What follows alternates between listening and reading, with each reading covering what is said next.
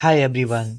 आज हमारा complete history through PYQs for SSC GD exam 2025 का लेक्चर नंबर 5 है। और आप सभी को पता है इसमें हम एसएससी जीडी 2024 के क्वेश्चंस और 2022 क्वेश्चंस के थ्रू जो प्रीवियस ईयर क्वेश्चंस हैं उनके थ्रू कंप्लीट हिस्ट्री कवर कर रहे हैं। ये टोटल 200 क्वेश्चन है और लगभग अभी तक हम 68 क्वेश्चंस कवर कर चुके हैं।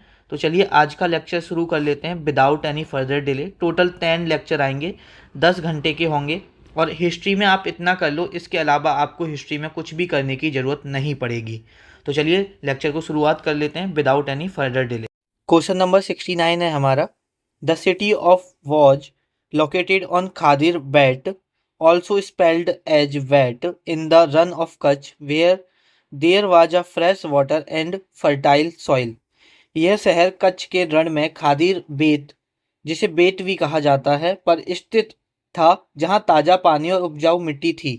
ठीक है, तो बेसिकली कौन सी सिटी थी आपको बताना है। तो ये सिटी थी आपकी धौलावीरा। अब देखो, जिन्होंने इंडस वैली सिविलाइजेशन नहीं पढ़ी है, इंडस वैली सिविलाइजेशन जिन्होंने नहीं पढ़ी है उनको ये समझ में नहीं आएगा। और मैंने आपको पहले जो हम क्वेश्चन कर रहे थे तो उसमें मैंने आपको इंडस वैली सिविलाइजेशन के एक दो क्वेश्चन भी कराए थे और मुझे ऐसा लगा था कि मैं करा चुका हूँ, लेकिन अभी मैंने इंडस वैली सिविलाइजेशन आपको नहीं कराई है। ठीक है, तो चलो हम इंडस वैली सिविलाइजेशन देख लेते हैं। Indus valley civilisation ancient history का एक मोस्ट इंपॉर्टेंट टॉपिक है। और जितना भी मैं आपको इंडस वैली सिविलाइजेशन में अभी लिखवाने वाला हूँ वो आप पूरा याद करना। मैं कुछ भी ऐसा नहीं है कि जो आपको यहाँ पर एडिशनल कराऊंगा। ठीक है, मैं अपनी तरफ से ही चीज़ें एडिशनल नहीं कराता हूँ, जितना पेपर पॉइंट ऑफ व्यू से इंपॉर्टेंट है उतना ही हम करते हैं। तो आप अपनी हेडिंग डालो सिंधु घाटी की सभ्यता, इंग्लिश वाले डालेंगे Indus valley civilisation. Indus valley civilisation. ठीक है, इंडस वैली सिविलाइजेशन। अभी देखो, इंडस वैली सिविलाइजेशन में हमारा सबसे पहले जो हमें पता होना चाहिए वो क्या पता होना चाहिए कि ये कौन सी एज से बिलोंग करती थी। इंडस वैली सिविलाइजेशन तो ये ब्रॉन्ज एज से बिलोंग करती थी। Bronze age belongs to bronze age. मतलब जो ज़्यादा यूज होता था इधर, मतलब इस सिविलाइजेशन के लोग जो यूज करते थे वो ब्रॉन्ज का यूज करते थे। देखो, वैसे पीरियड नहीं पूछा जाता है, लेकिन कभी अगर आपसे पीरियड पूछ ले, चलो ऊपर लिख देता हूँ।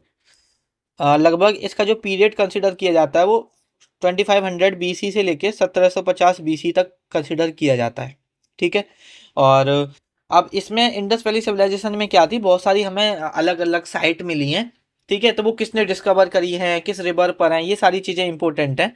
तो वो हम अब देखेंगे। सबसे पहले हम पढ़ते हैं हड़प्पन साइट के बारे में, जो फर्स्ट डिस्कवर्ड साइट थी। मैं इसको वन हटा देता हूँ। ठीक है,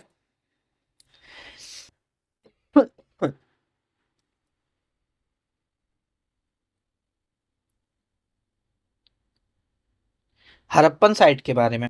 ठीक है, ये हमारी फर्स्ट डिस्कवर्ड साइट थी। फर्स्ट डिस्कवर्ड साइट थी। और ये कब हुई थी डिस्कवर? 1921 में हुई थी। और किसने किया था? दयाराम साहनी ने किया था। ये सारी बातें इंपॉर्टेंट हैं। ठीक है, और अ, हड़प्पन साइट, ठीक है, हड़प्पा हड़प्पा की जो खोज की थी वो इन्होंने की थी। और आपको ये पता होना चाहिए कि ये जो हड़प्पन साइट है ये किस रिवर पर है। तो ये आपकी रावी नदी पर है। किस नदी पर है? आपकी रावी नदी पर है। ये भी बात आपको पता होनी चाहिए। और ये अभी कहाँ पर है? पंजाब प्रोविंस, जो पाकिस्तान का पंजाब प्रोविंस वाला पार्ट है वहां पर है। तो ये बात भी आपको पता होनी चाहिए, कहाँ पर है ये? पंजाब प्रोविंस, जो अभी कहाँ पर है? पाकिस्तान में। पंजाब प्रोविंस पाकिस्तान वाला जो पार्ट है उस वहाँ पर। उसके बाद इसमें आपसे ये पूछ लिया जाता है कि इंडस वैली सिविलाइजेशन की किस साइट में 6 ग्रेनरी लगातार थी। 6 ग्रेनरीज, ग्रेनरी जहाँ पर ग्रेन वगैरह स्टोर किया जाता है, 6 ग्रेनरीज लगातार बनी हुई थी। ठीक है, तो वो कहाँ थी? वो यहीं थी, 6 ग्रेनरीज इन अ रो। वो कौन सी साइड पे थी? हड़प्पन साइड पे थी। ये बात आपको पता होनी चाहिए। उसके बाद इसके बाद जो इम्पोर्टेंट साइट है वो है हमारी कौन सी? मोहनजोदारो। मैं इसे रफ करता हूँ।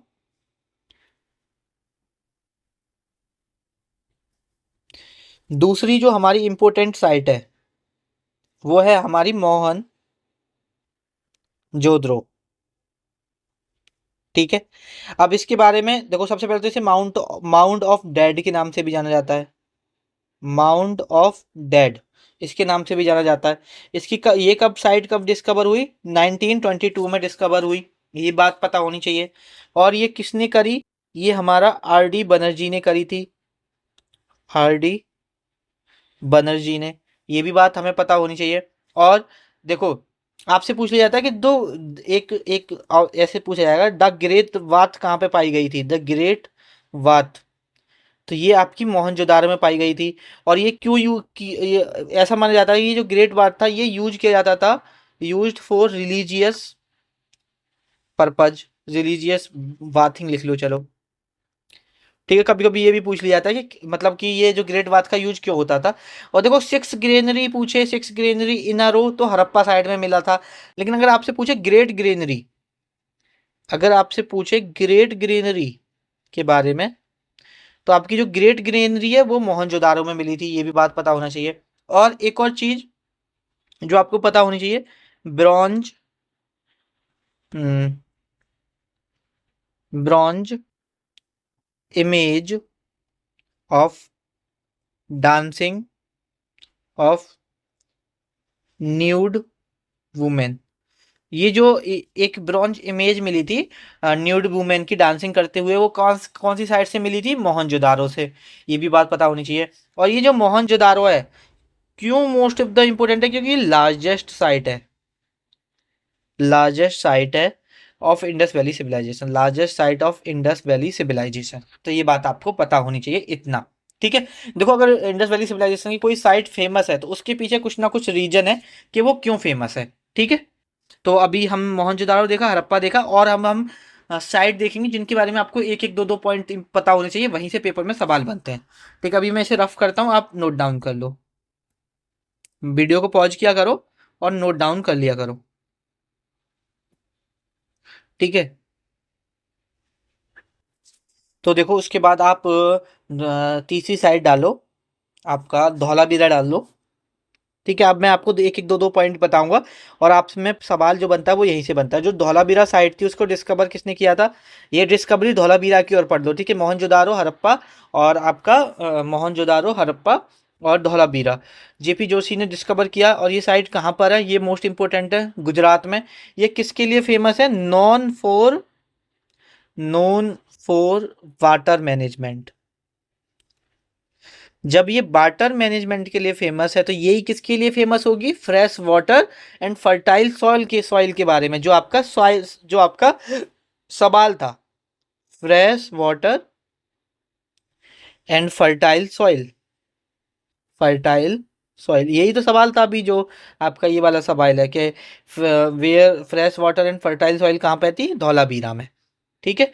और उसके बाद धौलावीरा हो गया, लोथल पढ़ लो।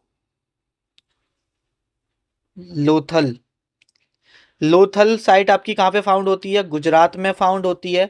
यहाँ पर हमें डॉकयार्ड के एविडेंस मिलते हैं, जहाज बनाने के जो एविडेंस होते हैं वो यहाँ पे मिलते हैं, डॉकयार्ड एविडेंस। और जो आपका एंशियंट पोर्ट था इंडस सिविलाइजेशन का, वो भी हमें कहाँ पे मिलता है? यहाँ लोथल में। ठीक है। लोथल कहाँ पर साइट अभी, मतलब लोथल का प्रेजेंट प्लेस क्या गुजरात में थी? ठीक है। जो गुजरात वाला रीजन है, ये बात आपको पता होना चाहिए। जो एंशियंट पोर्ट था वो यहीं पर था, ancient port of Indus valley civilisation. ये बात आपको पता होनी चाहिए। और उसके बाद एक कालीबंगन, कालीबंगन, कालीबंगन था आपका राजस्थान में, राजस्थान में। और ये प्लग्ड फील्ड के लिए फेमस था, प्लग्ड फील्ड। और यहीं पर वो बनते थे मतलब कि आ, बैंगन से, वो याद कर लो, जो बैंगल होती है ना, चूड़ियाँ वगैरह जो बनती हैं, वो ही कालीबंगन में उसके साक्ष्य मिलते हैं। ठीक है। उसके बाद मैं इसे रफ करता हूँ, है ना।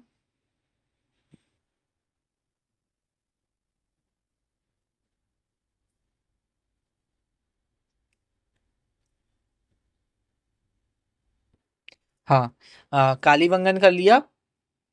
बनावली कर लो, एक बनावली क्यों इंपॉर्टेंट है मैं बता देता हूँ। बनाबली। देखो सबसे पहले तो बनाबली कहाँ पर है, आपकी हरियाणा में है। एक बात तो आपको ये पता होना चाहिए कि बनाबली कहाँ पर है, आपकी हरियाणा में। और ये क्यों फेमस था बनाबली, मैं बताता हूँ आपको। यहाँ पर देखो, जो इंडस वैली सिविलाइजेशन है वो पूरा सिस्टमेटिक ड्रेनेज सिस्टम के लिए फेमस थी। लेकिन यहाँ पर जो ड्रेनेज सिस्टम था वो सिस्टमेटिक नहीं था।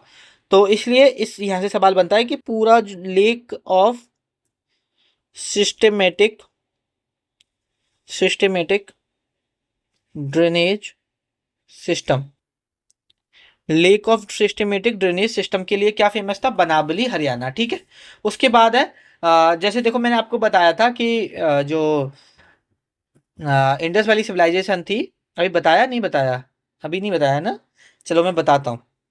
देखो, जो आपकी इंडस वैली सिविलाइजेशन है ना, इंडस वैली सिविलाइजेशन वो दो पार्ट में डिवाइड थी, एक सिटाडल था, एक लोअर पार्ट था। ठीक है। सिटाडल मतलब अपर पार्ट, एक लोअर पार्ट था। सिटाडल में वो रहते थे जो राजा वगैरह थे, जो ब्राह्मण्स वगैरह थे, ठीक है, जो रूलर्स थे बेसिकली, वो रहते थे सिटाडल अपर पार्ट में। और लोअर पार्ट में कौन रहता था, लोअर पार्ट में आपके जनता रहती थी। ये बात नहीं पता होनी चाहिए। और ऐसा हर साइड पे पाया गया, जितनी भी इंडस वैली सिविलाइजेशन के अंदर आती हैं। लेकिन एक एक साइट थी चुनहु दारो, चुनहु दारो, ये साइट थी सिटी विदाउट सिटाडल। तो अभी कभी कभी पूछ लेता है कौन सी सिटी विदाउट सिटाडल थी, सिटी विदाउट सिटाडल, तो वो है आपकी चुनह दारो। ये बात आपको पता होनी चाहिए। और देखो, जो इंडस वैली सिविलाइजेशन है वो आपकी पाकिस्तान की तरफ ज़्यादा फैली हुई थी। तो अगर ओवरऑल देखा जाए तो आपकी मोहनजोदारो सबसे बड़ी साइट है। लेकिन अगर आपसे पूछ लिया कि भारत में सबसे बड़ी साइट कौन सी है इंडस वैली सिविलाइजेशन की, तो वो है राखी गिरी। तो आपको पता होनी चाहिए राखी गिरी के बारे में। राखी गिरी, ये राखी गिरी कहाँ पर है, हरियाणा में। और ये इंडिया की लार्जेस्ट ही इंडिया की लार्जेस्ट, ऐसे लिख लो, largest Indian site. Overall Mohenjodaro थी इंडस वैली की, अगर इंडियन साइट की बात करें तो ये थी largest Indian site of Indus valley civilisation, Indus valley civilisation. ठीक है। ये पता होना चाहिए आपको। ठीक है। ये पढ़ लिया। अच्छा, दो साइट और मैं बताता हूँ जो, देखो ज़्यादातर साइट इसकी इंडिया पाकिस्तान में ही थी। लेकिन आपका जो एक दो साइट हैं जो अफगानिस्तान में थी, तो इसलिए पेपर में पूछ लिएगा कि इनमें से कौन सी साइट अफगानिस्तान में है। ठीक है। तो दो साइट हैं जो कि अफगानिस्तान में थी। एक है आपकी मुंडीगक, मुंडीगक, एक है आपकी सौरतुगाई। बस इतना ही पता होना चाहिए और कुछ नहीं पता होना चाहिए। ये दोनों साइट कहाँ पे पाई गई हैं, ये अफगानिस्तान में। और यहाँ से सवाल कई बार डिफरेंट पेपर में बना है, अफगानिस्तान में। ये बात आपको पता होनी चाहिए। उसके बाद आ, हमने जैसे मेहरगढ़ के बारे में पढ़ा था। ठीक है। ठीक है, मेहरगढ़ छोड़ो। मैंने टाउन डिवाइडेड बता दिया, अपर पार्ट और लोअर पार्ट। जो अपर सिटाडल था उसमें मेंबर ऑफ रूलिंग क्लास रहते थे। और अ, अच्छा, जैसे लिख लो कुछ चीज़ें, जैसे ये फेमस किस लिए थी मैंने आपको वैसे बता दिया है। अंडरग्राउंड ड्रेनेज सिस्टम के लिए फेमस थी। अंडरग्राउंड, इंडस वैली सिविलाइजेशन किसके लिए फेमस थी, अंडरग्राउंड ड्रेनेज सिस्टम के लिए फेमस थी। और किसके लिए फेमस थी, देखो जो स्ट्रीट होती थी ना, गलियां जो थी, ठीक है, वहां पर लैंप पोस्ट लगा रहता था। अब जब ये मानो कि उतने प्राचीन काल में इतनी सारी सुविधाएं थी। और ठीक है, इसीलिए इसे मॉडर्न सिविलाइजेशन भी बोला जाता है। ये चीज ध्यान रखना, मॉडर्न सिविलाइजेशन, मॉडर्न सिविलाइजेशन। ठीक है। और आयरन, आयरन उस वक्त तक लोग नहीं जानते थे आयरन के बारे में, ये बात आपको पता होना चाहिए। Iron was not known, bronze का यूज किया करते थे। ठीक है, ये पता होना चाहिए। और यहाँ के लोग एग्रीकल्चर पर डिपेंड होते थे, इसलिए उसे बैकबोन भी माना जाता था। ज़्यादातर लोग किस पर डिपेंड होते थे अगर पूछ लिया जाए, डिपेंड ऑन एग्रीकल्चर। और इसीलिए एग्रीकल्चर को क्या माना जाता था, बैकबोन भी माना जाता था, backbone of Indus valley civilisation. अच्छा, कभी कभी सवाल जो आपसे पूछता है ना, वो इस तरह से भी पूछ लेता है। जैसे कि देखो, कोई चीज़ है, ये साइट है, आपसे पूछेगा कि जो नॉर्थ में, एक्सट्रीम नॉर्थ में कौन सी साइट थी, तो वो मेंढा थी। एक्सट्रीम साउथ में अगर पूछ ले तो वो थी दैमाबाद। एक्सट्रीम साउथ में कौन सी है, अ, दैमाबाद। और उसके बाद आपकी वेस्ट में थी, सॉरी ईस्ट में आलमगीर, आलमगीर यूपी। और वेस्ट में थी सुक्ता गैंडोर, सुक्ता गेंडोर। ठीक है, ज़्यादातर फ्रिक्वेंटली जो सवाल बनते हैं वो इंडस वैली सिविलाइजेशन से यहीं से बनते हैं। ठीक है, अगर आप इतना कर लोगे मोर देन इनफ है। ठीक है, नेक्स्ट क्वेश्चन देख लेते हैं। नेक्स्ट क्वेश्चन है हमारा यहाँ पर, in which year was the Dandi march by Mahatma Gandhi launched. तो बताओ कौन सी ईयर में लॉन्च किया था। तो देखो गांधी जी के बारे में हम पढ़ चुके हैं। ठीक है, 1930 में इन्होंने क्या करा था, डांडी मार्च की शुरुआत की थी। ये बात आपको पता होनी चाहिए, कब, 1930 में।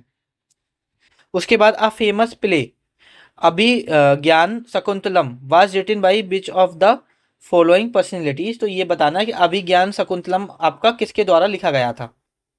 ऑप्शन है यहाँ पर विशाखा दत्त, कलहान, कालिदास, अश्वघोष।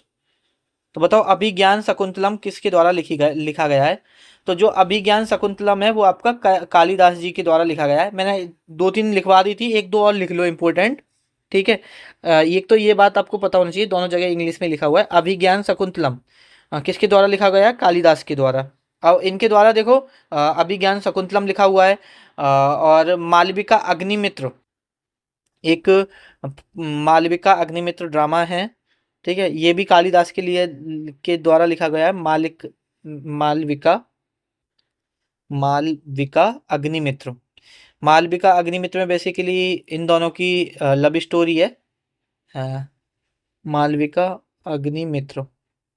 ठीक है, मालविका अग्निमित्र ये आपका कालिदास के द्वारा लिखा गया है। और अभिज्ञान शकुंतलम लिखा गया है, मालविका अग्निमित्र लिखा गया है। रघुवंशम ये शायद मैं पहले भी करा चुका हूँ रघुवंशम। तो मैं आपसे ये कह रहा था कि मुझे एक याद नहीं आ रहा, रघुवंशम और मेघदूतम। मेघदूतम भी मैंने आपको लिखवा दिया था, मेघदूतम।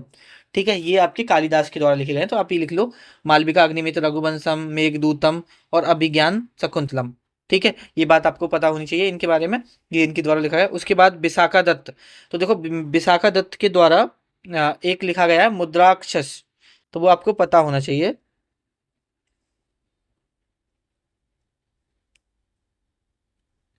और कलहान, कलहान ने लिखा है राज तरंगिणी। राज तरंगिणी, तरंगिणी, राज तरंगिणी। ठीक है, और बेसिकली ये मीडिएवल हिस्ट्री दिखाता है कश्मीर, कश्मीर के बारे में। अगर आपसे पूछ लिया जाए कि राज तरंगिणी किसके बारे में है, तो ये मीडिएवल हिस्ट्री, मीडिएवल कश्मीर की हिस्ट्री दिखाता है। तो कश्मीर के बारे में राज तरंगिणी, कश्मीर के बारे में। ठीक है, उसके बाद अश्वघोष ने क्या लिखा है, बेसिकली देखो अश्वघोष ने एक बुद्ध चरिता बायोग्राफी जो बुद्ध के ऊपर कंपोज की थी, वो मोस्ट इंपोर्टेंट है। ये शायद मैं आपको लिखा चुका हूं ना, बुद्ध चरिता, बुद्ध चरिता अश्वघोष ने किया है। और ये अश्वघोष किसके यहाँ पर कोर्ट पोएट थे, कोर्ट पोएट कनिष्क के यहाँ पर। शायद जब हम कनिष्क के बारे में देख रहे थे तब मैंने आपको कराया था। ठीक है, और और और क्या इंपोर्टेंट है इनके बारे में, और इतना ऐसा इम्पोर्टेंट नहीं है। और एक दो चीज़ें और लिख लो, मुझे पता नहीं है मैंने कराया या नहीं कराया आपको। कराया है तो बहुत अच्छी बात है। एक बराह मिहिर हुए थे, बराह मिहिर। ठीक है, इन्होंने लिखा था पंच सिद्धांतिका।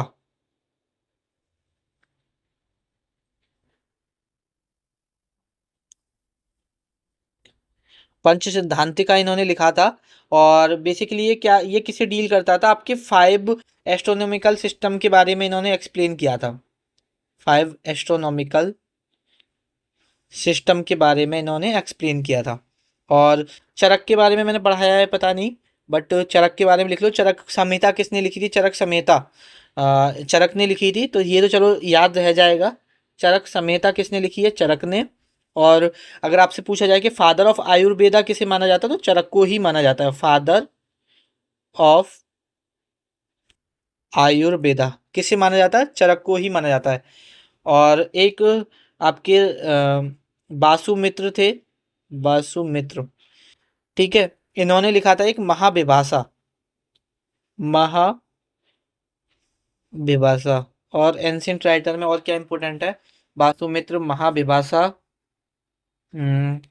चरक, चरक संहिता, फादर ऑफ आयुर्वेदा, बहरामीरा, पंच सिद्धांतिका। ठीक है, और ठीक है, अभी इतना करो, आगे देखते हैं नेक्स्ट सवाल। नेक्स्ट सवाल है, in which year did Cripps mission arrive in India? Cripps mission किस किस वर्ष भारत में आया था? ये आपको बताना है कि जो आपका क्रिप्स मिशन था वो किस कौन सी ईयर में भारत आया था। तो देखो, जो क्रिप्स मिशन भारत आया था ना, वो 1942 में आया था। ठीक है, कब आया था? 1942 में आया था। बेसिकली क्या हुआ था, 1940 में आपको पता है वर्ल्ड वॉर स्टार्ट हो गया था। ठीक है, और जो जापान था उसने रंगून तक आपका कब्जा कर लिया था मार्च 48 में, मार्च आपके 48 में। जस्ट मार्च, मार्च 1940, मैं 48 बोल रहा हूँ, मार्च 42 में। ठीक है, मार्च 42 में। और बेसिकली क्या था कि ब्रिटेन को रियलाइज हुआ कि अगर हम हमें इंडिया का कॉपरेशन चाहिए तभी हम इनसे लड़ पाएंगे। ठीक है, तो बेसिकली उन्होंने क्रिप्स मिशन से पहले एक ऑगस्ट ऑफर भी लेके आए थे। उसके बाद आपका क्रिप्स मिशन आया था। क्रिप्स मिशन में आपका एक तो डोमिनियन स्टेटस देने की बात करी थी भारत को। ठीक है, कि भैया तुम डोमिनियन स्टेटस ले लो, तुम कॉमनवेल्थ में रहना चाहते हो नहीं रहना चाहते हो तुम्हारी मर्जी, तुम्हारी हम कॉन्स्टिट्यूंट असेंबली बनाएंगे। ठीक है, और सोलली जो इंडियंस होंगे उनके हाथ में होगी। लेकिन बेसिकली जो गांधी जी थे उन्होंने बोला कि ये इसको बोला था पोस्ट डेटेड चेक बोला था क्रिप्स मिशन को। तो कभी कभी सवाल ये भी बन जाता है कि गांधी जी ने किस मिशन को पोस्ट डेटेड चेक बोला था। तो आपका यही क्रिप्स मिशन ही था जिसको पोस्ट डेटेड चेक बोला था गांधी जी ने। ठीक है, और ऐसा सच इंपॉर्टेंट नहीं है क्रिप्स मिशन के बारे में।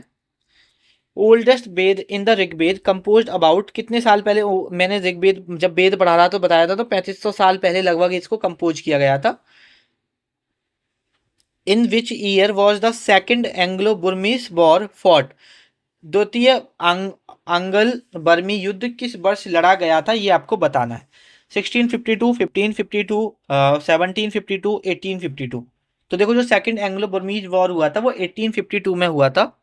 1852 में हुआ था।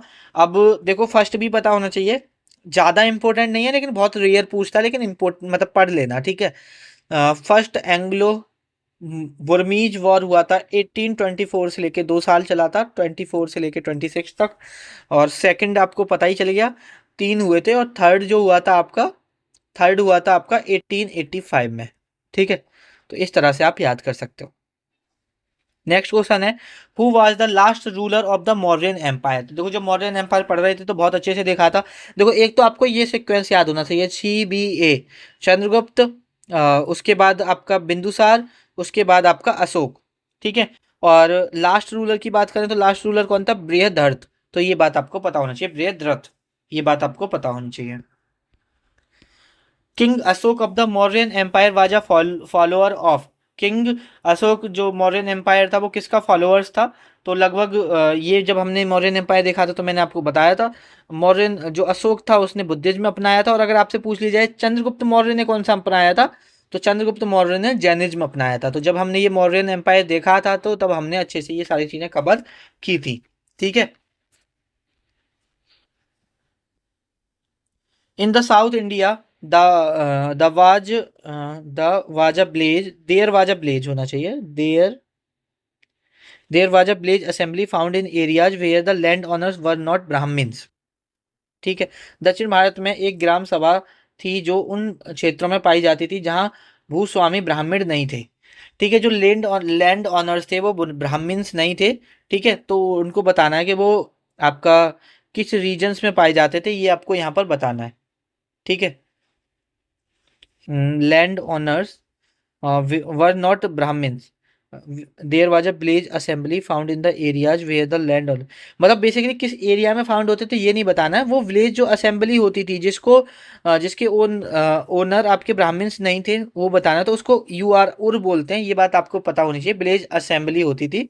ठीक है, जो असेंबली थी उसकी सबसे छोटी यूनिट थी विलेज असेंबली। और इसमें आपका जो जो ये नॉन ब्राह्मण्स असेंबली होती थी, इतना पता रहना चाहिए आपको। ठीक है, उसके बाद नागारम, नगरम क्या होता था? बेसिकली नगरम बेसिकली ये चोला चोला एम्पायर के टाइम पीरियड की बात है।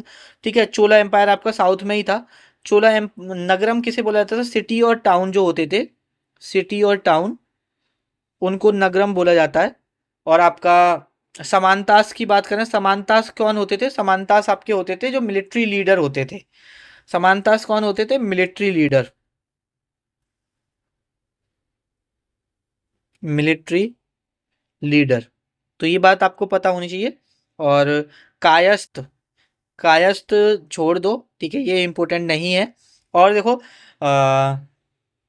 और आपको क्या पता होना चाहिए, देखो कुछ चीजें लिखवाता हूँ मैं। चोला एम्पायर जैसे ये चीजें हो गई कि मिलिट्री कमांडर को क्या बोलते थे, उसको क्या बोलते थे। कुछ चीजें और हैं जहां से सवाल बनता है। जैसे आपसे बोला जाएगा साल भोग क्या था?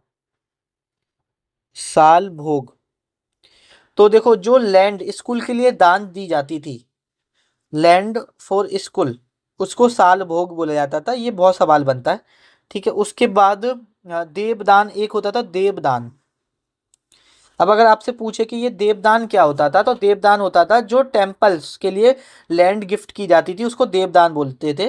Land that was gifted to temple, land that was gifted to temple, उसको क्या बोलते थे? देवदान बोलते थे। ये बात आपको पता होनी चाहिए। एक वेलन बगई करके वर्ड होता था, वेलन वगई। अब बेसिकली इसका क्या मतलब है ये आपको बताना है। तो बेलन वगई का मतलब होता था जो लैंड ओनर्स होते थे, जो कि नॉन ब्राह्मण्स होते थे, ब्राह्मण्स नहीं होते थे, नॉन ब्राह्मण्स होते थे, और जो लैंड ओनर्स होते थे उनको बेलन बगई बोले जाते थे। तो ये ध्यान रखना। तो आप ऐसे लिख लो, land owned by non Brahmins, land owned by non Brahmins, ये बात आपको पता होना चाहिए, बैलन बगई। और उसके बाद एक और, जो ब्राह्मण्स के लिए लैंड गिफ्ट की जाती थी उनको ब्रह्म दे देया बोला जाता था, brahmadeya. Land gifted to Brahmans, land gifted to Brahmans. तो ये इंपॉर्टेंट टर्म है, यहाँ से सवाल बनते हैं, तो इन्हें याद रखना मेरे भाई, है ना। और ठीक है, इतना इम्पोर्टेंट है। नेक्स्ट देखते हैं। The term Dhamma in the प्राकृतिक word is associated with which of the following ruler of the ancient India. तो मैं जब अशोक के बारे में पढ़ा रहा था तो मैंने आपको बताया था कि जो धम्म है वो किससे रिलेटेड है? अशोक से। धम्म का मतलब होता है राइटियस लिविंग, धम्म का मतलब क्या होता है? Righteous living. देखो कभी टाइम मिले तो पढ़ना अशोक के बारे में। अशोक बेसिकली बहुत, एक तो आपका बहुत शक्तिशाली रूलर था। चंद्रगुप्त हुआ, बिंदुसार हुआ, उसका बेटा था अशोक। अब ऐसा नहीं है कि अशोक तुरंत राजा बन गया था कि इसका बेटा है तो राजा बन गया, इसके काफ़ी भाई थे। और कहीं कहीं से हमें ऐसा पता चलता है कि इसने 99 अपने ब्रदर्स को मारने के बाद ये राजा बना था। इतना स्ट्रगल करना पड़ा था इसे राजा बनने के लिए, मतलब इसने अपने 99 भाइयों को मारा था। सिर्फ एक भाई का जिक्र होता है, तिस्सा करके, जो छोटा भाई था, उसको ये नहीं मारता है, ठीक है, यंगर ब्रदर को, और ये राजा बनता है। और फिर उसके बाद आपका कलिंगा वॉर होता है, वहाँ पर ये बहुत खून खराबा होता है। फिर एक बुद्धिज्म गुरु, बुद्धिज्म जो मॉन्क होते हैं, उपगुप्त, ठीक है, उपगुप्त के इन्फ्लुएंस में आके ये बुद्धिज्म अपना लेता है। फिर इसे समझ में आता है कि भाई राइटियस लिविंग क्या है क्या नहीं है। फिर बहुत सारी चीज़ें बुद्धिज्म को स्प्रेड करता है, बुद्धिज्म अपना लेता है, ठीक है, वो सारी चीज़ें हैं, ठीक है।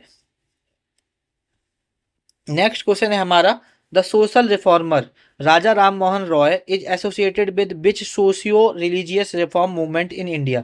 समाज सुधारक राजा राम मोहन रॉय भारत में किस सामाजिक धार्मिक सुधार आंदोलन से जुड़े हैं?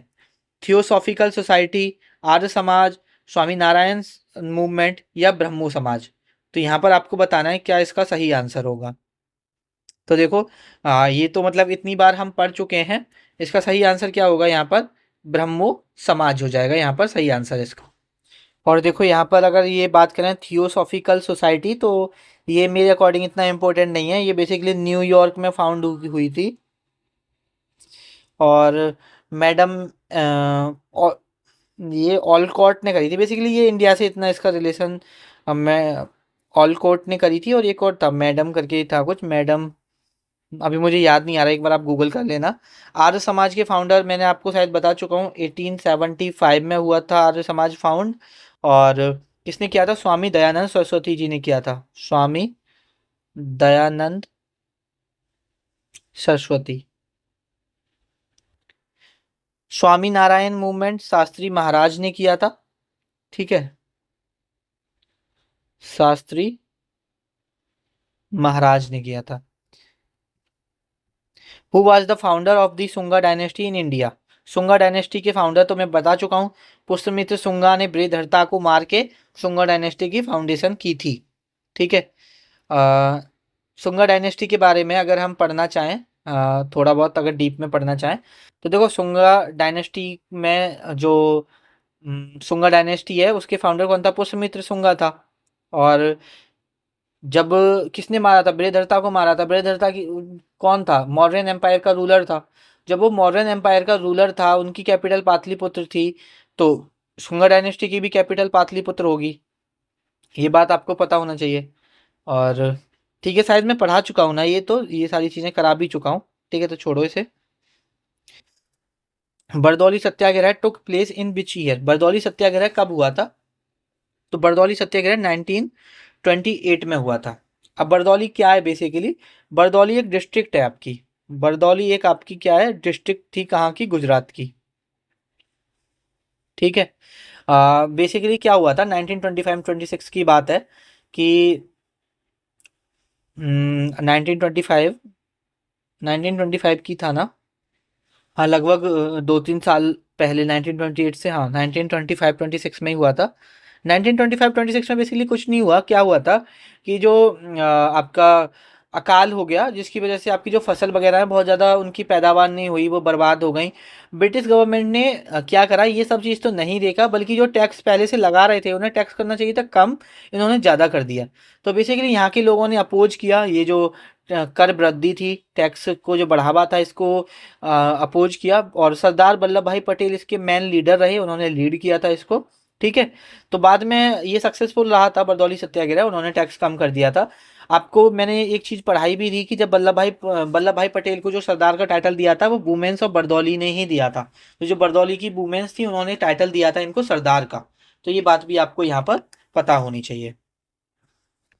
नेक्स्ट है हमारा, who renounced his knighthood on learning the Jallianwala Bagh massacre?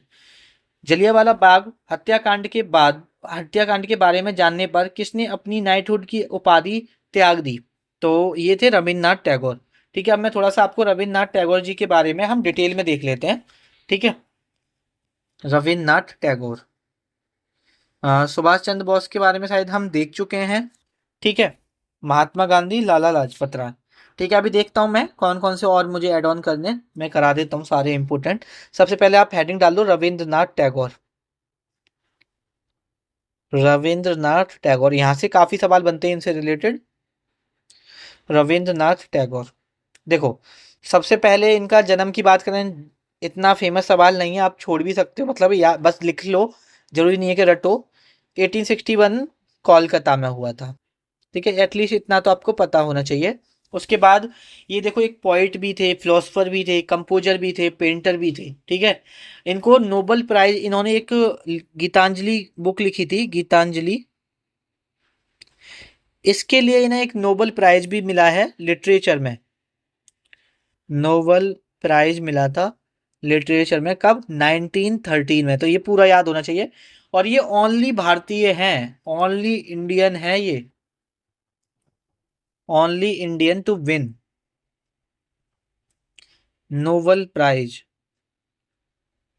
Only Indian to win Nobel prize in the field of literature. साहित्य में नोबेल प्राइज जीतने वाले पहले, और मतलब सिंगल भारतीय हैं ये। फील्ड आखिरी तो नहीं बोलेंगे, अभी किसी और को भी मिल सकता है, फील्ड ऑफ लिटरेचर, ठीक है। उसके बाद इनको क्या हुआ था? नाइटहुड अवार्ड मिला था इन्हें, इनको नाइटहुड अवार्ड मिला था 1915 में। नाइटहुड अवार्ड मिला था 1915 में।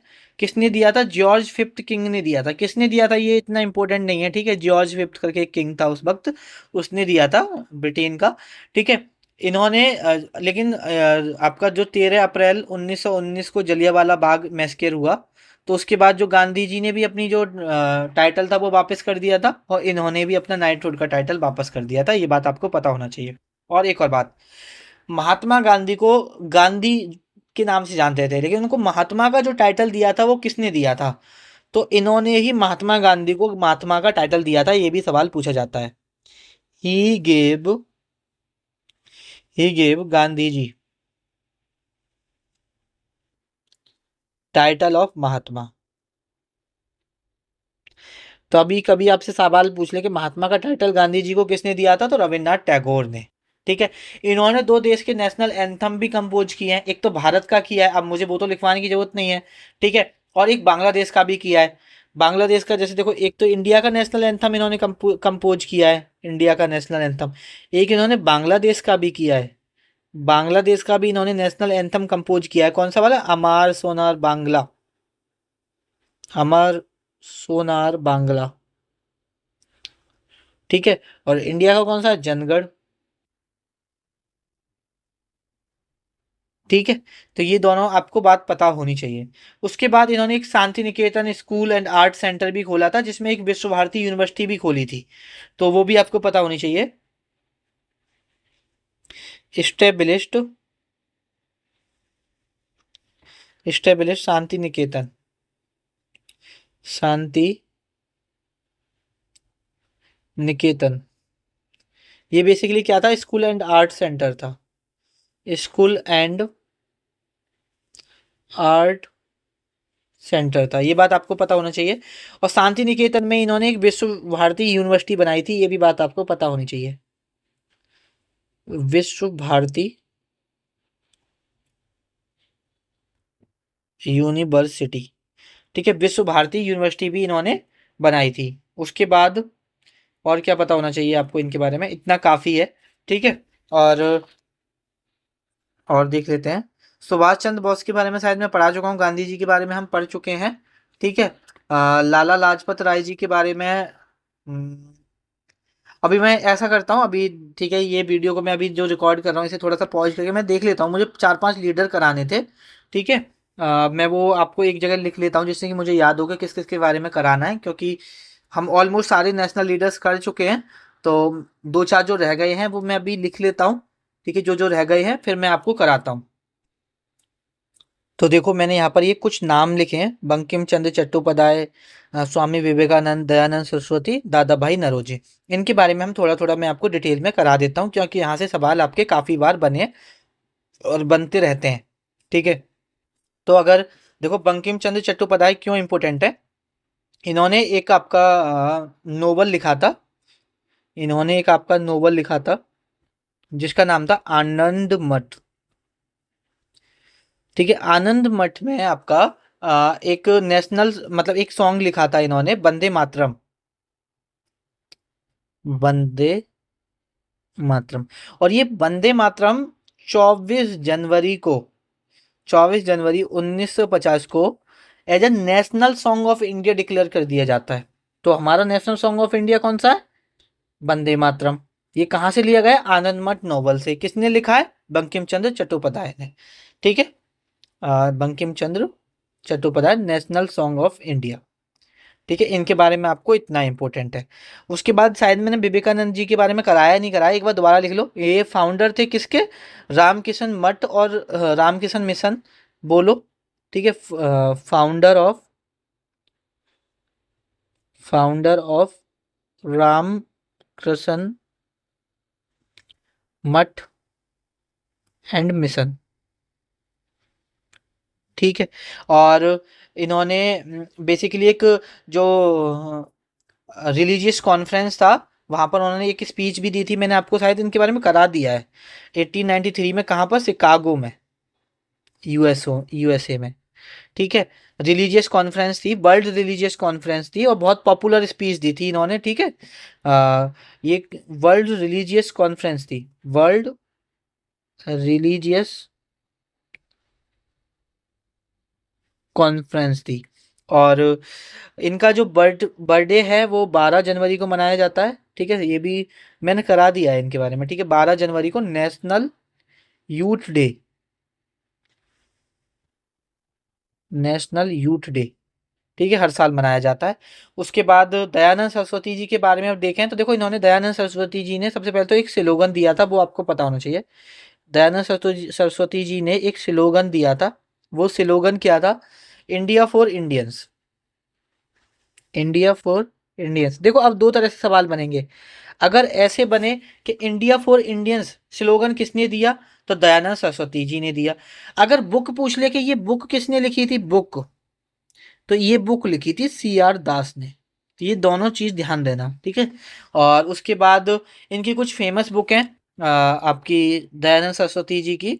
जैसे एक है आपका सत्यार्थ प्रकाश, कई बार पूछी गई है पेपर में, सत्यार्थ प्रकाश। एक है आपकी तत्वबोध।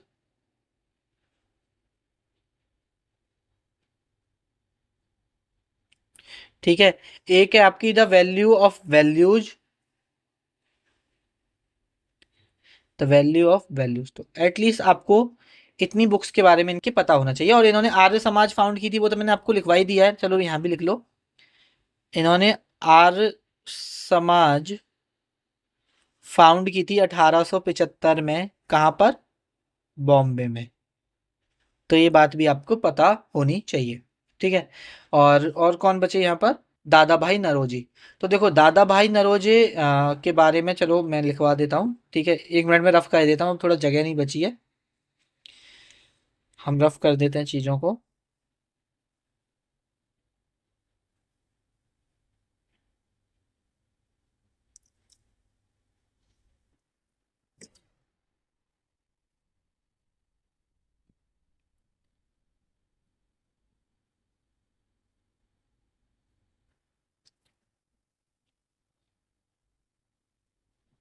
ठीक है। दादा भाई नौरोजी के बारे में आपको क्या पढ़ना है? सबसे पहले तो इनके बारे में पढ़ना है कि ये फर्स्ट इंडियन ही नहीं, फर्स्ट एशियन थे जो ब्रिटिश मेंबर ऑफ पार्लियामेंट बने थे, ठीक है। तो लिख लो, first Asian to become, first Asian to become British member of parliament, British member of parliament. और आपको क्या पता होना चाहिए, इन्होंने एक बनाई थी, सोसाइटी बनाई थी, लंदन इंडिया सोसाइटी बनाई थी, ठीक है। वो चलो पेपर पॉइंट ऑफ व्यू से इतना इंपॉर्टेंट नहीं है। ईस्ट इंडिया एसोसिएशन याद कर लो, ठीक है, east India association, east India association. इन्होंने जो ईस्ट इंडिया एसोसिएशन बनाई थी वो लंदन में बनाई थी बेसिकली 1867 में, 1867 में, ठीक है। और ये आईएनसी के प्रेसिडेंट रहे हैं, इंडियन नेशनल कांग्रेस के 3 बार। मैंने आपको पढ़ाया था, एक 1886 में ही पढ़ाया था, 85 के बाद 86 में, फिर उसके बाद 1893 में, उसके बाद 1906 में, ठीक है। ये 3 बार आईएनसी के क्या रहे हैं? अध्यक्ष, मतलब प्रेसिडेंट रहे हैं। इनकी बहुत फेमस बुक, पेपर में कई बार, अनगिनत बार पूछी जाने वाली बुक का नाम लिख लीजिए। कौन सी बुक थी वो आपकी? Poverty and un British rule in India, poverty and un British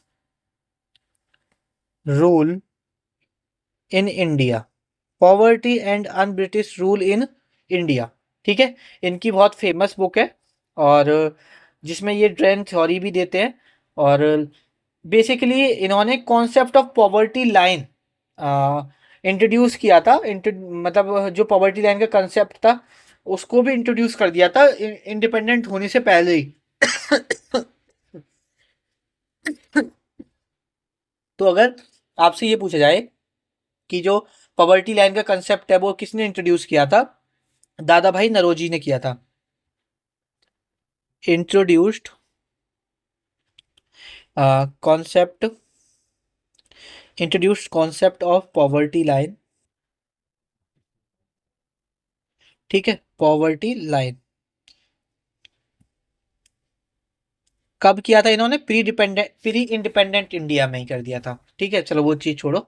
उसके बाद ये पहले इंसान थे जिन्होंने कैलकुलेट किया था नेशनल इनकम ऑफ इंडिया। कोई फॉर्मूला वगैरह लगा के डिटेल में नहीं किया था, लेकिन ये पहले इंसान थे जिन्होंने कैलकुलेट कराया था नेशनल इनकम ऑफ इंडिया। तो ये बहुत बड़ी बात थी उस टाइम ये सब चीजें करना। First to attempt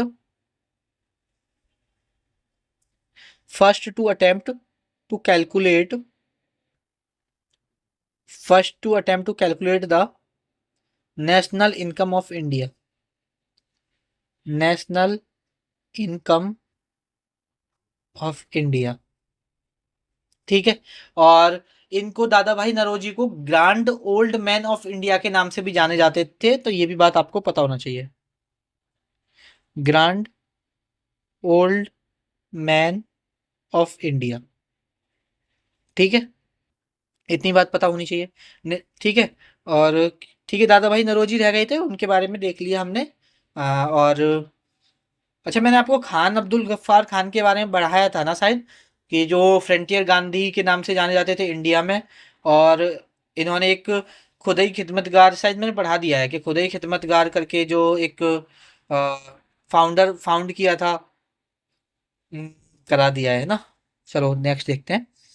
the Harappan probably got copper from present day of. ये जो हड़प्पन थे, हड़प्पे हड़प्पे हड़प्पे जो हमने उसमें पढ़ा है, मतलब कि आपके इंडस वैली सिविलाइजेशन में हड़प्पावासी जो थे, उनको तांबा वो वर्तमान समय में, मतलब वर्तमान समय में किस रीजन से वो लेते थे, ये आपको बताना है। ठीक है, तो ये देखो बहुत बेतुके से सवाल बन जाते हैं। ये वही है कि अगर आपने किया है, पहले से पढ़ा है इस कहीं प्रीवियस ईयर में, तो आप कर पाओगे, वरना नहीं कर पाओगे ना। ये सारी चीज़ें आप इतना नहीं पढ़ते हैं। तो ये कहाँ पर से लेते थे? राजस्थान में। ठीक है, तो जहाँ अपने इंडस वैली सिविलाइजेशन के सब नोट्स बनाए, वहाँ पर इसे एड ऑन कर लेना। उसके बाद आपका जो नेक्स्ट क्वेश्चन है, the script used by the Sunga was a variant of Brahmi and was used to write the language. Sunga द्वारा प्रयुक्त लिपि ब्राह्मी का एक रूप थी तथा इसका प्रयोग भाषा लिखने के लिए किया जाता था। कौन सी भाषा लिखने के लिए किया जाता था, बेसिकली आपको ये बताना है। ठीक है, तो ये है आपका संस्कृत। इसका आंसर क्या हो जाएगा? संस्कृत। तो जहां पर आपने सुंगा डायनेस्टी के बारे में लिखा है, वहां पर इसे एड ऑन कर सकते हो। उसके बाद है नेक्स्ट हमारा, who among the following addressed world parliament of religions at Chicago in 1893। तो देखो, मैं अभी हम पढ़ के आए हैं किन के बारे में, बताओ? स्वामी विवेकानंद जी के बारे में। और मैं यही पढ़ा रहा था आपको कि जो वर्ल्ड पार्लियामेंट ऑफ रिलीजियन हुई थी, वर्ल्ड पार्लियामेंट या वर्ल्ड कॉन्फ्रेंस ऑफ रिलीजियन हुई थी शिकागो में 1893 में, उसने इंडिया को, मतलब किसने एड्रेस किया था? तो विवेकानंद जी ने वहां पर एड्रेस किया था। तो ये बात आपको इंपॉर्टेंट है, पता होनी चाहिए। उसके बाद, who among the following is the wife of Chandragupta one. तो देखो, जब मैंने आपको गुप्ता डायनेस्टी के बारे में पढ़ाया था, ठीक है, गुप्ता, अब चंद्रगुप्त वन आप मॉडर्न डायनेस्टी से रिलेट मत करना, ठीक है। मॉडर्न डायनेस्टी से चंद्रगुप्त एक ही रहा, चंद्रगुप्त मौर्य, चंद्रगुप्त वन आए, चंद्रगुप्त सेकंड आए, ये सब गुप्ता डायनेस्टी से बिलोंग करते हैं। और मैंने आपको पढ़ाया भी था कि एक कुमारा देवी टाइप कॉइन भी चलाया था, ठीक है, चंद्रगुप्त वन ने। तो कौन हो गया? क्या आंसर होगा? कुमारा देवी। क्या नाम होगा? कुमार देवी। नेक्स्ट क्वेश्चन है हमारा, on 8 April 1929 Bhagat Singh and B K Dutt threw a bomb in the एम of the event as their leaflet explained was not to kill but to make the deaf hear। 8 April 1929 को भगत सिंह और B K Dutt ने बम फेंका।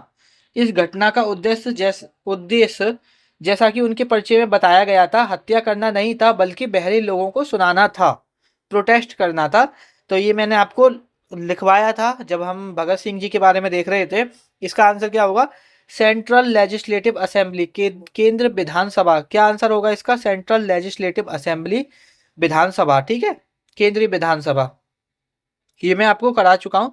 बरहा Meera work Pancha Siddhantika deals with astronomical siddhanta. तो मैंने आपको बताया था ना, ये जो आपकी बरहा मिहिर की जो रचना है पंच सिद्धांतिका, ये 5 आपके एस्ट्रोनॉमिकल सिस्टम पे से डील करती है। और देखो, पंच से 5 वैसे भी समझ में आ रहा है, ठीक है, तो तुक्का मारोगे तब भी सही चला जाएगा। नेक्स्ट क्वेश्चन है हमारा, in which year was the first war of independence taken place in the India. तो देखो, मैं आपको रिवॉल्ट ऑफ 1857 बता चुका हूँ। रिवॉल्ट ऑफ 1857 को फर्स्ट वॉर ऑफ इंडिपेंडेंस बोला जाता है। और ये बात किसने बोली थी, बताओ? तो ये बात बोली थी बीडी सावरकर जी ने। किसने बोली थी? बी.डी. सावरकर जी ने ये बात बोली थी कि जो आपका रिवॉल्ट ऑफ 1857 है वो क्या है, आपका फर्स्ट वॉर ऑफ इंडिपेंडेंस है। तो ये बात आपको पता होनी चाहिए, ठीक है। नेक्स्ट क्वेश्चन है हमारा, into how many ages is the prehistoric times in the terms of technology divided. प्रागैतिहासिक काल को प्रौद्योगिकी की दृष्टि से कितने युगों में बांटा गया है, ये आपको यहाँ पर बताना है। तो इसका जो आपका राइट आंसर होगा वो तीन भागों में बेसिकली बांटा गया था। पैलियोलिथिक था, एक मेसोलिथिक था, एक नियोलिथिक था। ये सारे स्टोन इससे बिलोंग करते हैं। और ये आपका जो टाइम पीरियड है वो 2 million year ago, 2 million year ago से लेके कितना था, 12,000 ईयर एगो तक था लगभग। और बेसिकली ये कवर करता है, आप चलो छोड़ो अभी इतना याद रखो, छोड़ो वो सारी चीजें, कि ये 3 पार्ट में डिवाइडेड था। ये बात आपको पता होनी चाहिए, 3 पार्ट में ये डिवाइडेड था। हु होना चाहिए ना, who was the founder of the BDO remarriage association. जो बिडो रीमैरिज एसोसिएशन है उसके फाउंडर कौन थे, ये आपको यहाँ पर बताना है। तो वो थे आपके एम.जी. रनाडे। अब मुझे बताओ बिडो रीमैरिज एक्ट कब आया। BDO remarriage act, BDO remarriage act कब आया, तो आप बोलोगे भैया 1856 में आया था। इसे लाने में सबसे अहम भूमिका किसकी रही, ईश्वर चंद्र विद्यासागर की। ईश्वर चंद्र विद्यासागर की, इनके बारे में अभी हमने पढ़ा था। और अगर मैं बात करूं बिडो रीमैरिज एसोसिएशन 1861 में किसने बनाई, एम.जी. रनाडे ने, महादेव गोविंद रनाडे ने इन्होंने बनाई। तो ये बात आपको पता होनी चाहिए, ठीक है। The 19th century saw the golden age of Saha under the patronage of Wajid Ali, ठीक है। 19वीं सदी में सहा का स्वर्ण योग देखा गया। मतलब किस डांस का स्वर्ण योग देखा गया, किसके संरक्षण में, बाजिद अली की में। तो इसका आंसर है कथक। इसका आंसर क्या है, कथक। अब देखो बाजिद अली शाह कौन था, ये आपको पता होना चाहिए। ये लास्ट नवाब था अवध का। बाजिद अली शाह कौन था, बाजिद अली शाह ये लास्ट नवाब था आपका, कहाँ का, अवध का, last Nawab of Awadh, last Nawab of Awadh, ठीक है। और अवध कहाँ पर है, गोमती नदी के किनारे है, ठीक है। अवध कहाँ पर है, नियर गोमती रिवर। कभी कभी सवाल बनाए इसलिए मैंने ये लिखवा दिया है। और अगर अवध की कैपिटल पूछी जाए कभी, अवध की कैपिटल तो फैजाबाद है। ये बात आपको पता होनी चाहिए, ठीक है। James Augustus Hicky is also known as the father of. तो इनको इंडियन जर्नलिज्म के फादर बोले जाते हैं। भारतीय पत्रिका के जनक बोला जाता है, इन्हें पिता भी बोला जाता है, ठीक है। बेसिकली क्यों, क्योंकि इन्होंने फर्स्ट न्यूज़पेपर चलाया था, ठीक है। भारत का पहला न्यूज़पेपर कब चला था, 1780 में। कब चला था आपका, 1780 में चला था। किसने चलाया था, जेम्स ऑगस्टक ऑगस्टस हिकी ने, ठीक है। और क्या नाम था इस न्यूज़पेपर का, बंगाल गैजेट। क्या नाम था इस न्यूज़पेपर का, बंगाल गैजेट इस न्यूज़पेपर का नाम था। 1780 में जेम्स ऑगस्टस हिकी ने बंगाल गैजेट। तो ये बात आपको, सारी चीजें इतनी जो मैंने लिखवाई हैं ये बात आपको पता होनी चाहिए। नेक्स्ट क्वेश्चन है, complete the sentence. Most of Ashoka's inscription बर इन। जो आपके अशोक के इंस्क्रिप्शन थे वो ज्यादातर किस में थे, तो देखो मैं आपको लिखा चुका हूँ, ठीक है। जो स्क्रिप्ट थी वो ब्राह्मी थी और लैंग्वेज थी वो प्राकृत थी, ठीक है। तो देखो कहाँ पर ये मिलता है आपका, were in Prakrit and written in Brahmi script, ठीक है। Prakrit and written in Devanagari, Brahmi were in Brahmi and were written in Prakrit script. Script आपकी प्राकृत नहीं थी, ब्राह्मी स्क्रिप्ट थी, तो ये होगा नहीं। और आपका संस्कृत है नहीं, तो were in Prakrit language and written in Brahmi script, तो ये मेरा अपना दूसरा वाला सही हो जाएगा। आपको ये भी पता होना चाहिए कि जो स्क्रिप्ट है वो ब्राह्मी है और जो लैंग्वेज है वो आपकी प्राकृत है। तो जैसे यहाँ पर इस ऑप्शन में फंस जाते हैं अगर आपको इस चीज में डिफरेंस नहीं पता होता। तो ये चीज भी आपको पता होनी चाहिए, ये हमने देखा हुआ है जब हमने मौर्यन एम्पायर देखा था। तो चलो मेरे भाई इस लेक्चर को यहीं पे ख़त्म करते हैं। टोटल हम 94 क्वेश्चंस कर चुके हैं। ऑलमोस्ट हम आधी हिस्ट्री अपनी कवर कर चुके हैं। आज हमारे 5 लेक्चर हो गए। टोटल हमारे 10 लेक्चर आएंगे। ठीक है, 5 लेक्चर और आएंगे। आप 5 लेक्चर और कर लो, आपकी कंप्लीट हिस्ट्री कवर हो जाएगी। आप एसएससी जीडी ही नहीं, कोई भी वनडे एग्जाम देने चले जाना, हिस्ट्री का सवाल इन 10 क्लासेस के बाहर नहीं आएगा।